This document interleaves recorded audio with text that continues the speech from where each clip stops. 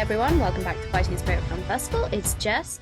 I have three special guests with me. They are all part of Combat Zone, a short film we screened last year. Everyone, please introduce yourselves. Colin Squire. I was lucky enough to work with these two in Combat Zone. Hi, I'm Daniel Davy Thomas. I'm Noire. So, to kick things off, describe yourself in three fictional characters.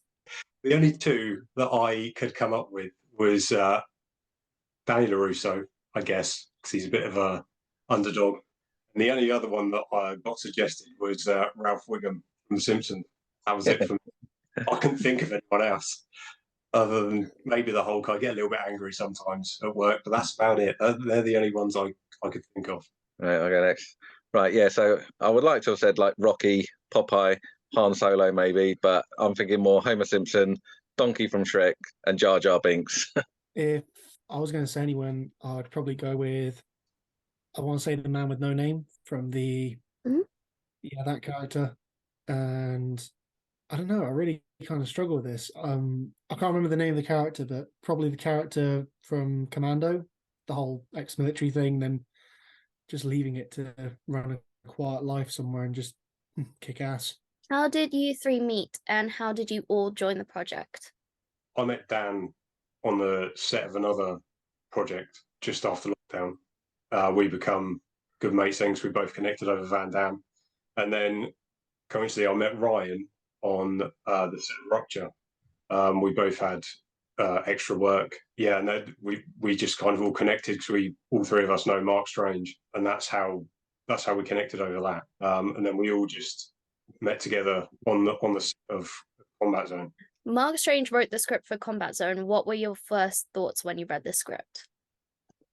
I've been an actor now for about 5 years, and I got into doing martial arts and film from watching films like Underground that Mark Strange did, and he began teaching me online during lockdown, and he told me that I have other people that I teach, so is this the sort of thing you'd want to do? And it went from just being this, I'll choreograph a fight scene in a space and you guys will all take charge. He was like, I think I can do a bit better. I want to do a script with this. And then it evolved into Combat Zone. But as for what it was going to be, we all went in very much with a blank slate. It was just the three of us are going to wake up in the space and there's a fight to the death. But we had no idea who was going to win, who was going to do what. It was a very much like we showed up that weekend and we were all taken back by what we were doing. There really was no plan as such for it. It was all just going to be a choreographed couple of minutes. And then once we started working together, Mark started throwing all these ideas around with different things, what we could use in the gym and all that sort of thing. It just kind of started evolving. And I said jokingly, "Oh, if it turns out good, we'll enter it in the fighting spirit." And after Matt kind of edited it all together, he was like, "Yeah, you really should." There was no script as such. Kind of evolved from a tiny idea in Mark's head. Kind of like the old school martial arts films. Yeah, definitely, yeah. Make the fight and then figure out the plot later. Yeah. How did everyone prepare for filming? I mean, we were all training with Mark online. It was all three of us over lockdown. Mark said that he put something up on Facebook about doing online teaching. He was kind of throwing ideas at us and throwing different combos and all that sort of thing online. And it's now been two and a half years training with him online. And after all of that, he led to this. So that was kind of the preparation we had of throwing us ideas from.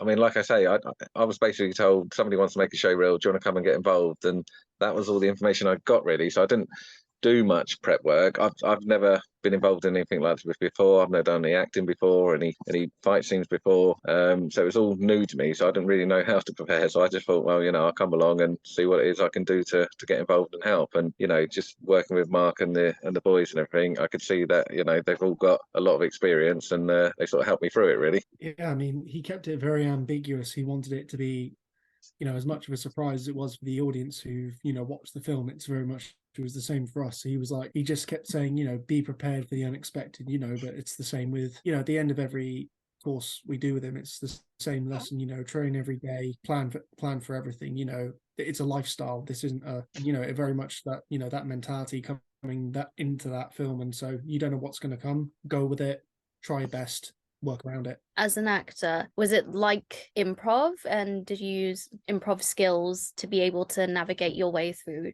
filming? It was kind of interesting because the only thing that he said that we should bring with us was he said bring outfits, and I think the characters almost became shaped more around that than they actually did. Like he knew what kind of fighters we were. He knew the styles of fighting we'd all learned and grown up with. And then when he was like, right, I want to see your costumes, guys, and it was very much like I was the only one that brought a suit, despite him saying like, bring lots of different suits and that with you, whereas the other guys like showed up in jeans and hoodies. And I'm just like, I clearly prepared way too much for this, but but then from that, he was very much like, how would you be this guy? And I'm like, well, I'm thinking if I'm in a suit and tie and I've just woken up in this space with these two other guys, I imagine he's far more arrogant. And there's even a nice moment where, me and Colin like had this moment where we got to hit Dan. And it's like, originally Mark was like, right, you're going to pick him up and then you're going to hit him. But then it's like, what if I offered him up to Colin? Again, it's that, that thing of offering a deal, even though I'm not saying anything. And obviously then that became a moment and a nice little character moment. And then the fact that Colin just full on hits me in the face and then kicks me into the rail, it's just like, okay, we know what kind of character he is too. And then I still get my little bit of revenge before then my head 4 times against the same piece of equipment? I think it was about 4 times, wasn't it? Something like that. Yeah. So very much the characters almost got shaped sort of around each of our martial arts styles, the costumes, but also, our personalities. Dan was very much like, I'm the tall, strong guy, even with like the Undertaker nod, like, yeah, it takes 2 of us to knock him down. And then he doesn't even stay down. He just rockets back up. And Colin is very much more like the high fly. He was the one jumping around in the equipment and doing all like the high kicks. And then there was sort of me just, constantly like raising my hands up, like egging them on, and then there was a chain around your neck at one point. So you really got to have some fun with making up these characters, but it wasn't like I've written a character for you. I want to see what you guys bring to the character. And as we did choreography, just finding those little moments where it's like I can be my character here. I don't have to just be a fighter. And it just grew like that. And I think that was kind of nice. Can you talk us through the fight choreography? Can you each describe your own style and how that helped guide the choreography? Well, again, I think Ryan kind of touched on it. Mark had seen what we can do, and he seemed to just push us. He was like, "Well, can you do this?"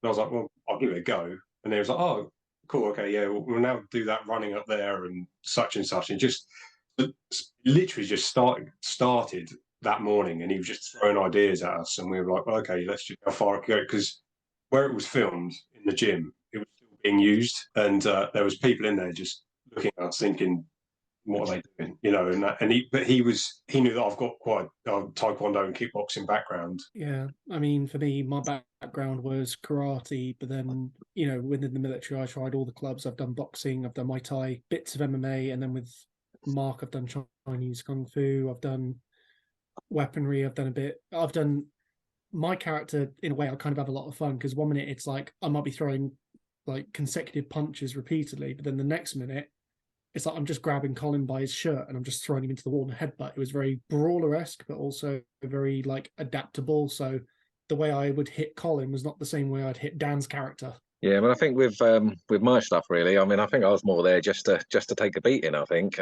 I read that Matt Routledge directed Combat Zone. How was your experience with Matt as the director? I mean, that was to have him there was brilliant. I mean, I'd met him a few times at the Fighting Spirit. Be able to work under him was quite an eye opener because when he showed up, we told him how long the fight scene was, and he was like, "Yeah, he kind of just pulled everything together, and he was like, okay, yeah, let's do this, and everything was quite uniformed, and we went through it bit by bit. He was like, yeah, we're getting through it. It was, he just approached everything calmly and very. It was straight after one another, and it was very easy because it was my first experience doing anything fight related as well on screen, and he just seemed to be able to put everyone together really. Yeah, so I was just going to say, yeah, working with Matt, I mean, he's an absolute master of his craft, really. I mean, that was one of the best experiences of me, just watching Matt work. He knew exactly how he wanted to do things, and just watching him get the angles. We'd do something, he'd have a quick look on his camera, and then he'd go, right, now we need to do it this way, do it that way, and then he'd get everything he needed. Yeah, it was a pleasure to be part of. He was really clear as well with what he wanted. He'd watch the movements we did, and then he'd be like, okay, I need you guys to do this this time around, even if it was the same movement, but it might be like, okay, I don't want you to punch directly at the face because you're missing your mark from this angle. Can you pull your punch to the left? Or this throwback, can you make it look even bigger, exaggerate it more? He was very clear with his direction. And sometimes directors, they know what they want, but they don't know how to necessarily ask for it. But with Matt, it was really easy to translate what he wanted, and the film speaks for itself. He made us look amazing. It was quite cool, because when I'd done the spinning kick and I tried, I kept missing the mark, and he was like, "You need to. The more you do, the more tired you're going to get. So you really do need to right there. You need to do it this time round, otherwise it's getting worse and worse." He's quite encouraging, just to see him turn around and say, "Come on, do it now." And Mark was there, and he's like, "Oh, you need to do this to this," and it was quite nice watching both of them work together, with Mark's vision and then Matt kind of like getting it on with how he wanted it.